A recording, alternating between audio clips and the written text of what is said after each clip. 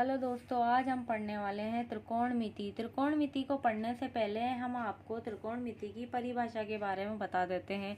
त्रिकोणमिति की परिभाषा होती है गणित की वे शाखा है जिसमें त्रिभुज का अध्ययन होता है। इस परिभाषा से आपको ये तो अंदाजा हो गया होगा कि त्रिकोणमिति में हम त्रिभुज का अध्ययन करने वाले हैं, यानी त्रिभुज के बारे में पढ़ने वाले हैं। वो त्रिभुज भी वो त्रिभुज होगा जिसमें एक कोण 90 डिग्री का होगा, यानी कि जो त्रिभुज समकोण त्रिभुज होगा। त्रिकोणमिति को हम अपनी आसान भाषा में बोल सकते हैं त्रिभुज का मापन करना। जैसे कि हमें एक त्रिभुज दिया है ए बी और सी।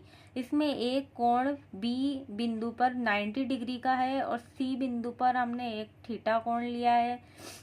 इस थीटा कोण से हम इस त्रिभुज का मापन करेंगे, यानी कि इस त्रिभुज की कौन सी भुजा लंब है, कौन सी कर्ण है और कौन सी आधार है, हम इस भुजाओं का पता करेंगे। इस भुजाओं का पता हम कैसे करेंगे, ये चीज हम आपको सिखाने वाले हैं। जैसे कि सबसे पहले हम देखेंगे कि 90 डिग्री का कोण किस भुजा पर किस बिंदु पर बना हुआ है। तो 90 डिग्री का कोण बिंदु बी पर बना है, तो 90 डिग्री के जो सामने वाली भुजा होगी वो कर्ण कहलाएगी और जो थीटा कोण के सामने वाली भुजा होगी वो लंब कहलाती है। और थीटा कोण के जो पास वाली भुजा होती है, यानी कि जिस पर थीटा कोण बना होता है, उसे आधार कहेंगे। एक बार मैं आपको वापस समझा देती हूँ।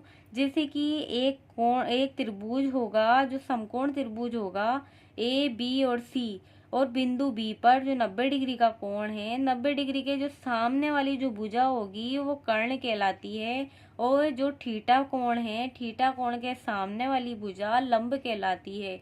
और थीटा कोण के जो पास वाली भुजा होती है जिस पर थीटा कोण बना होता है वो आधार कहलाती है।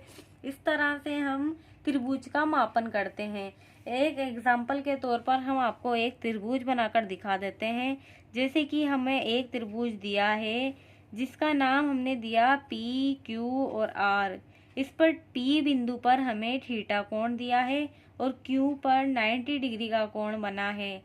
अब हमें इस त्रिभुज का मापन करना है, तो हम इसका मापन कैसे करेंगे। सबसे पहले हम 90 डिग्री के सामने वाली जो भुजा होगी उसको कर्ण कहेंगे और जो थीटा कोण के सामने वाली भुजा होगी उसको लंब कहेंगे और जो थीटा कोण के पास वाली भुजा होगी जिस पर थीटा कोण बना होगा वो आधार कहलाएगी।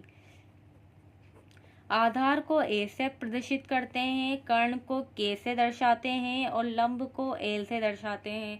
हमेशा ऐसा नहीं होता है कि जो नीचे वाली भुजा होती है वही आधार होगी, जबकि ये चीज थीटा पर डिपेंड करेगी कि कौन सी भुजा आधार है, कौन सा कर्ण है और कौन सा लंब है।